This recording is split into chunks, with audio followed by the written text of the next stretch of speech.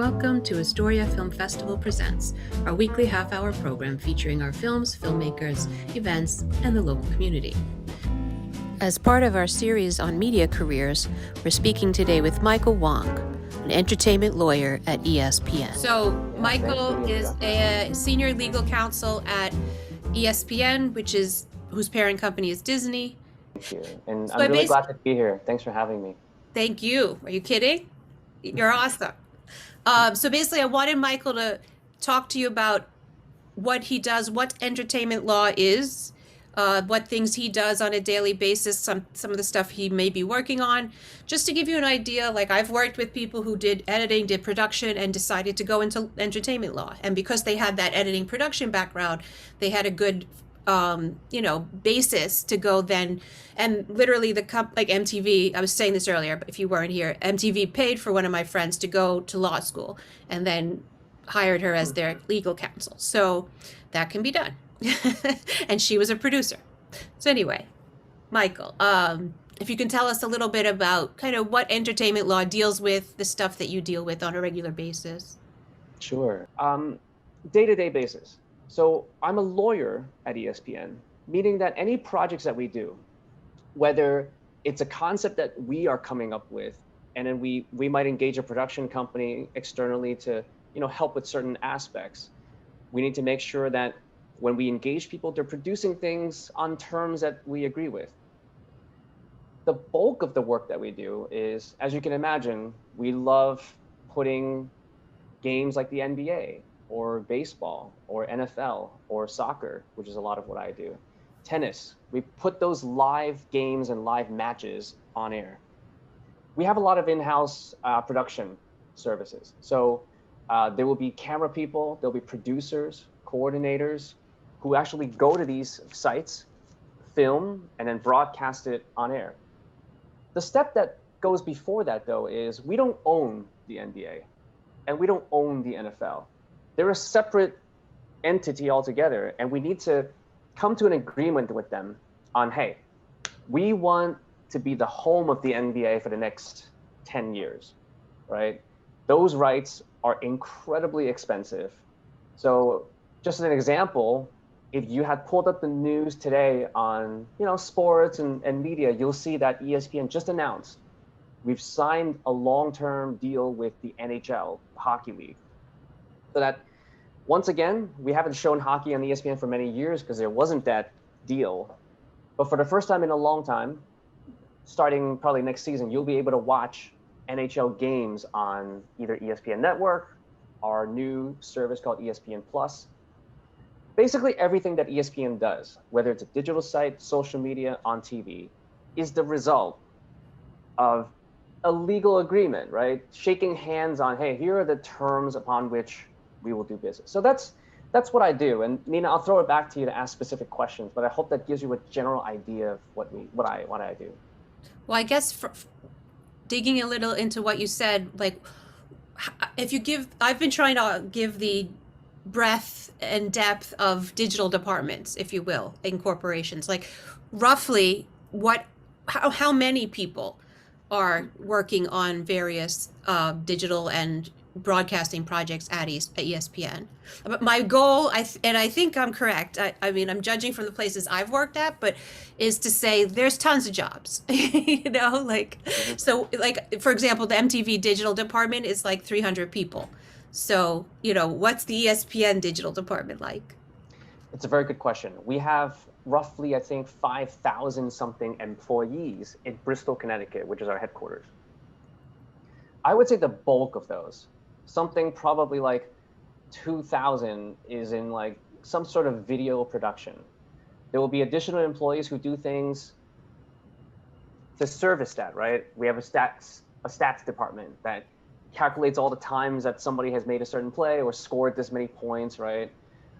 We have marketing, we have salespeople, but it is a huge, huge operation to film everything, to transmit those things, to edit those things, to program things like graphics and all of it on top of it, and then put it on air in a seamless way that nobody will ever think twice about and just enjoy the content. It's huge.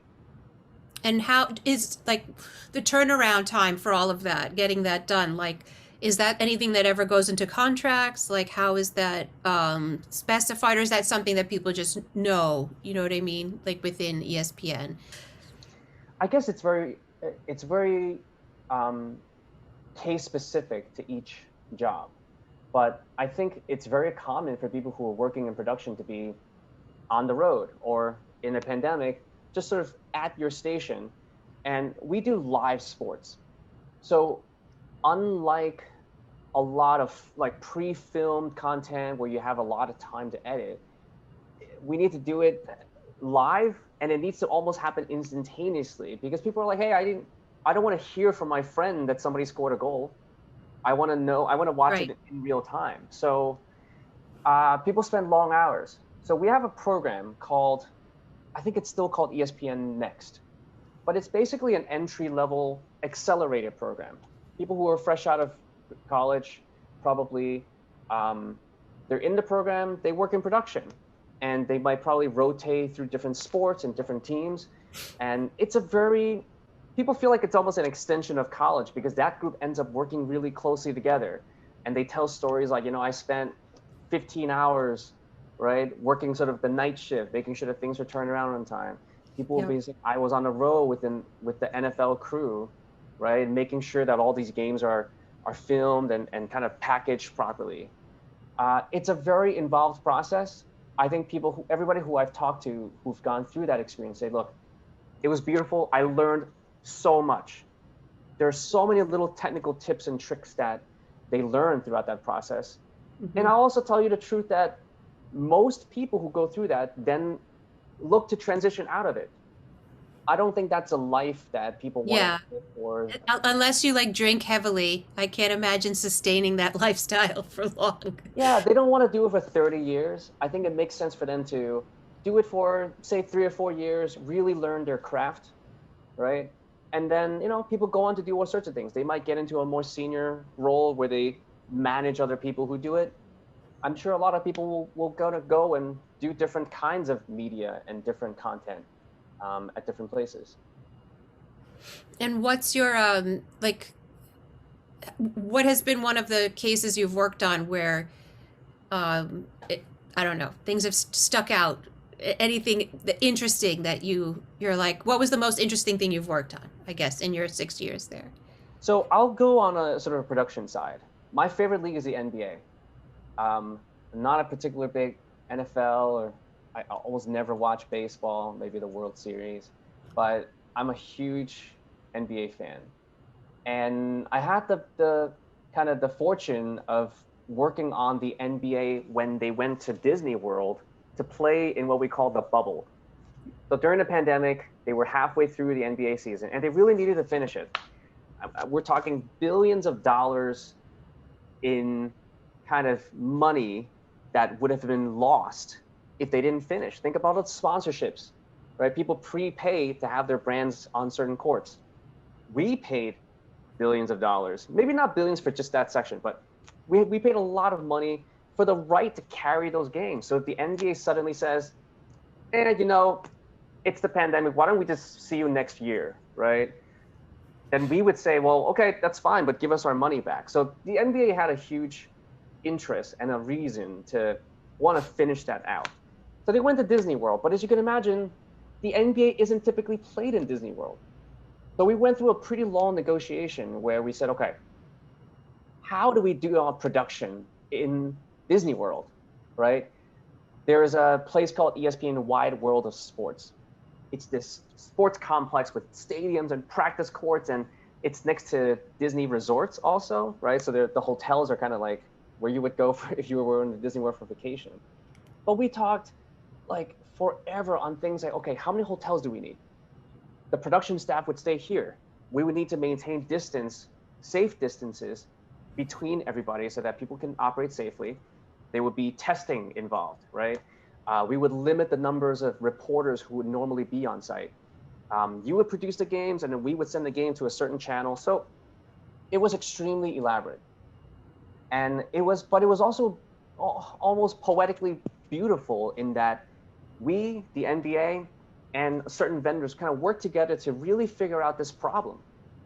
How do we solve the problem of being able to play safely and to produce it in a way that is still good to watch? One interesting change that if you watched any sports recently, you might have noticed is usually there's audiences in the stadium, right?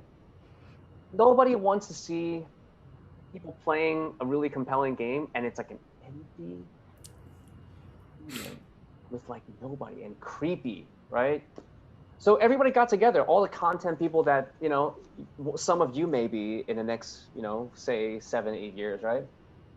They said, look, how do we still present this in a really good way? And they thought, why don't we install electronic displays, right? We can pipe in people, fans from their home who are cheering, right? Think about the logistical challenge that presents. We need to, first of all, find the right people who are legit fans. They need to have proper cameras or webcams. We need to pipe them in on a screen so it looks like they're playing, I mean, they're cheering on. They even piped in fake crowd noise, or rather, they piped in like, I would say artificial crowd noise. Maybe it's old Sound crowd effects, noise. yeah. Yeah, but they thought we still need to kind of give our audiences a good experience. So those are the kind of examples of interesting production challenges, and I think it's been going well so far. I think we've really met that challenge. Definitely. Are they thinking about bringing back crowds in and when? Yeah, and so NBA games, I would say, have brought back some crowds. In fact, my friend and I may be trying to go to the Brooklyn Nets game coming up. I think they're allowing maybe a limited capacity. One of my friends, he's a reporter, and he's been to some of these NBA stadiums recently. And he said, because I asked him, like, you know, my friend and I are thinking whether we should try to go to the game. What do you think? And he's like, look, an NBA stadium is like the safest place you can be on earth right now. Like, they know what they're doing. They understand that safety is of paramount importance if they want to attract people to come back. So Right. they are really treating that very seriously. They're financially motivated to be safe, if Yeah, you will. of course. Yeah. So what are the how do you write that into a contract? You know what I mean? Like, what are the repercussions of there not being safety on Yeah, ESPN? You know, like how do you keep ESPN safe from potential lawsuits, I'd say, right? Is sure, that part of it? sure. Besides, so as a lawyer, right, you don't get to write the language however you want. It's easy to think, well, I want to protect our company, so let's just make the other side responsible for everything. It never works that way, right? I think the art of being a good advisor and a counsel for the company is setting the right incentives, right? If the parties are coming together in a way that really doesn't make sense for one party, it's not going to be a win-win. One side is getting like this vastly better end of the bargain. That might work for a month, that might work for a year, but that relationship is going to fall apart. And you know what? We want long-term good relationships with the companies that work for us, with our partners that we pay money to and they give us stuff. So for example, to Nina's question, I think it's important to make sure that, look, both your organizations need to be responsible for the safety of your people. And if somebody is going to either get injured, they twist their ankle, or they test positive for COVID because of it, right? You need to take care of your employee. Make sure you have workers' comp insurance, right? That's the first response if somebody gets hurt on the job. If it turns out that somebody did something that is just blatantly wrong, somebody was walking around without a mask and just intentionally coughing on people, right? Of course, then you're responsible to make the other side good, right? Like pay for their medical fees, whatever. But I think it's kind of the whole way through, step by step, you need to, you know, you have an incentive to make sure that you're doing your part in keeping people safe and to do an excellent job. That's what I think has been most effective. So how did you get into entertainment law? Like, what was your kickoff into the field, if you will? So I Bad choice of finished. words. No, I didn't mean to pun. So. No worries. So we love sports puns. Like keep coming. We love them. We try to insert them as many as possible. I went to law school at a law school called Cardozo Law School. It's not very highly ranked. I did my best, but that was what I could get into. It's in Union Square in New York City. And then from there, I actually, through a diversity fellowship with the city bar, I went to a very, very good law firm called Paul Weiss. It's a firm that does a lot of like mergers and acquisitions and does IPOs, things like that. So I went and I worked in what we call a big law firm, like really just top tier, excellent law firms in New York City for a total of 7 years. I didn't want to do that for another 7 years. Like I kind of knew that. Yes. I Yeah. wanted to work. I escaped Merrill Lynch after like 2 years, so I can't imagine 7. And I was like, MTV, here I come. Yeah, it's. I'm sure Nina had a similar experience. I wanted to work with a company where we weren't just doing isolated project and then move on to a totally different project, and we never got to see how the business were run. Right, a law firm is like a soldier for hire. Like we come in, we do this one thing, and we do something else. I applied. I saw there was this opening within ESPN Legal, and I didn't know anybody there. The one sort of additional thing that I did was I did see that somebody on LinkedIn attended another law school similar to Cardozo, also not a very highly ranked law school. And I messaged that person. I said, look, I'm applying. Is there anything that you can share with me about who they might be looking for so that I can at least present myself and highlight skills that I think are most relevant? That's a great idea. Yeah, he ended up, kind of just passing on my resume internally. I don't think that like sealed the deal for me, but it shows initiative. It's helpful. It's helpful. Yeah. Ultimately, I think the boss who hired me, who unfortunately is no longer with the company, he and I just really clicked. I went into the interview. We talked a lot about, watching ESPN on cable and knowing that at that time, 6 years ago, streaming is the future. And we talked about that. We talked about how the industry is changing, ways that people like yourselves, audiences are, consuming content differently. Believe it or not, your parents and your grandparents, they got home from work, what did they do? They flipped on the TV. Everybody flipped the same channels. There were probably 5 channels. That's really all that people watched. If that.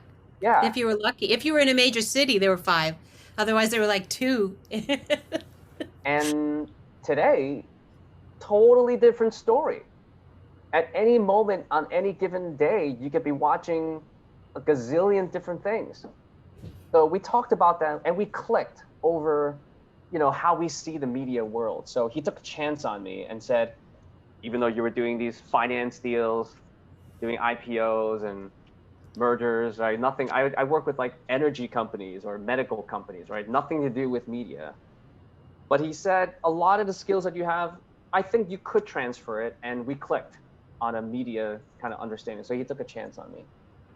I mean, I think it's so, I always find it annoying that people are so like, in the hiring process are so like, oh, if you have to do this exact thing, because the skills are so transferable, and because every company does things so differently that they need to retrain you anyway as to how they want their process done, right? So even if you're doing production in one company, you go to the next company, they're going to have like 5 different names for everything. And it's, even if you did the same thing, you're going to have to relearn how this company specifically does it. So it always kind of annoys me because I'm like, skills are transferable. Like just go by the skills. Yeah. So sorry, go ahead. Yeah, I think one day when you're looking for a job, there's absolutely a part of it that is skill, dedication, showing initiative, right? All of those things you have to do. But let's face it, there's also a huge element of luck. Like, I've applied for many things that I didn't get. I think a lot of people would say like, oh my goodness, Michael, you work at ESPN, you're in the ESPN legal department.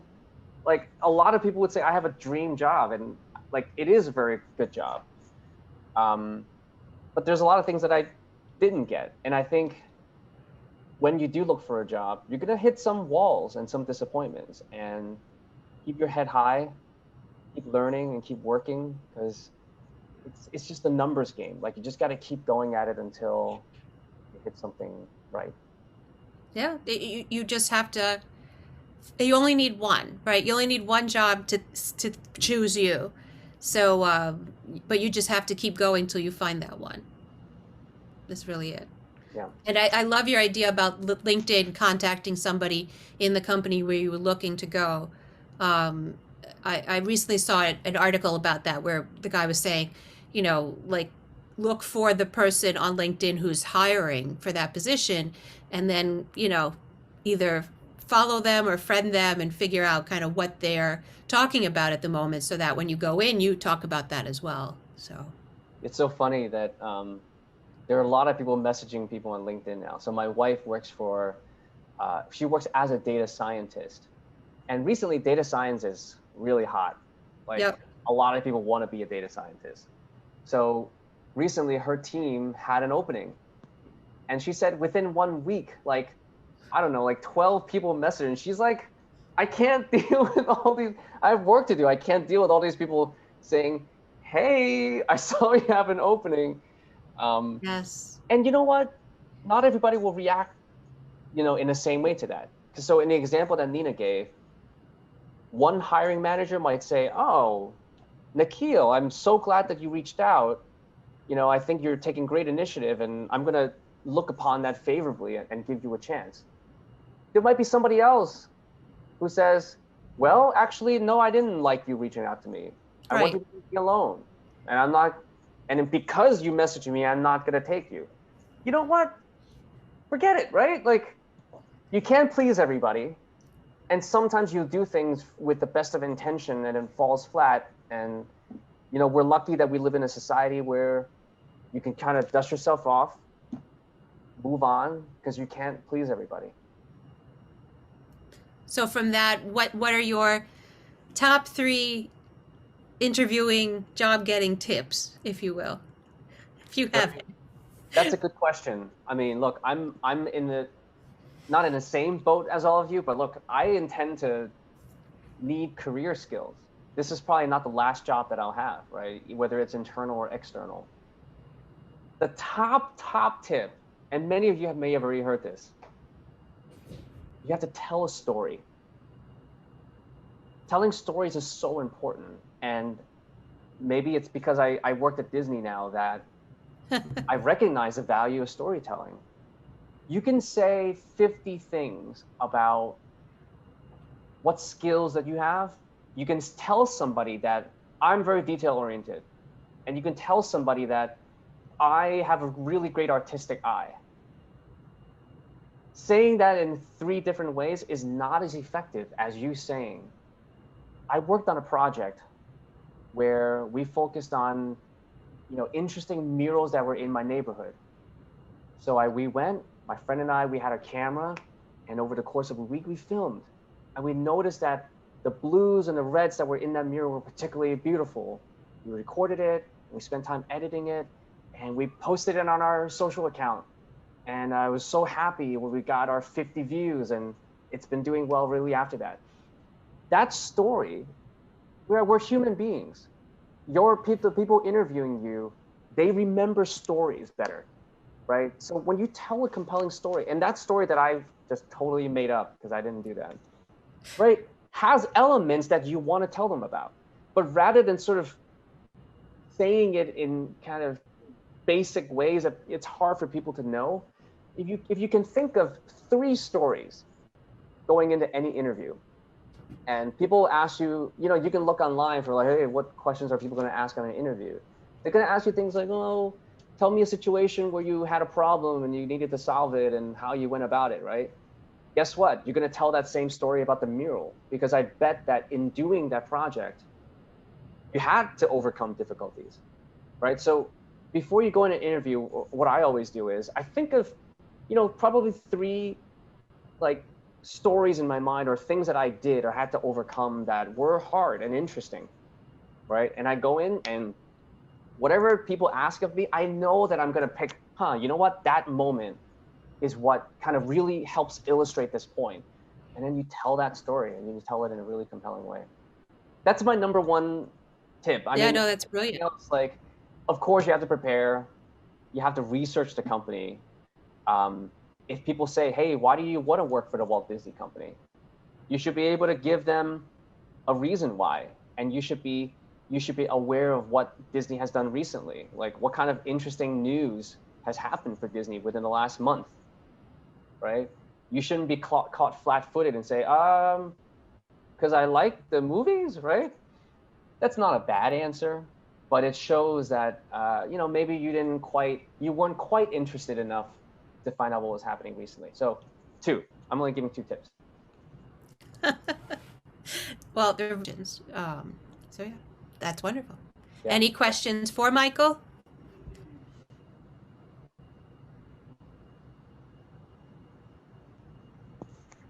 Take your time. I know this one's hard. Oh, you know what? That's the 3rd tip. That is the thing. Yeah. What do you say at the end of the interview when they say, "Do you have any questions for me?" You have to say something. You cannot. So the second tip I gave was you have to do some research, right? And if you are researching a company properly, I'm sure that by the end of that research, you say, I wonder, blah, blah, blah, blah, blah. Right.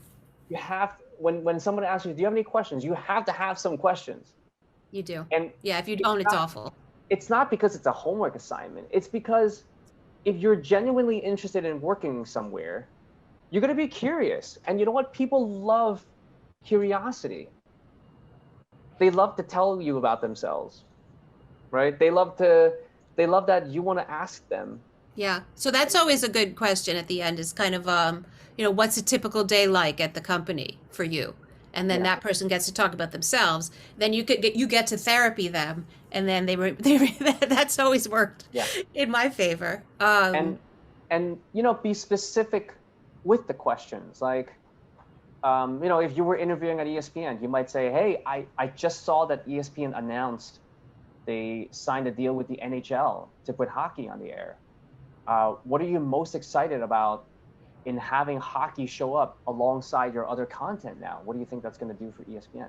And, you might have a thought on it. When they answer, you can kind of keep going from that. But the more specific you are, again, that's just demonstrating your curiosity and that you're prepared. Well, Michael, thank you so much for talking to us tonight. We really appreciate it.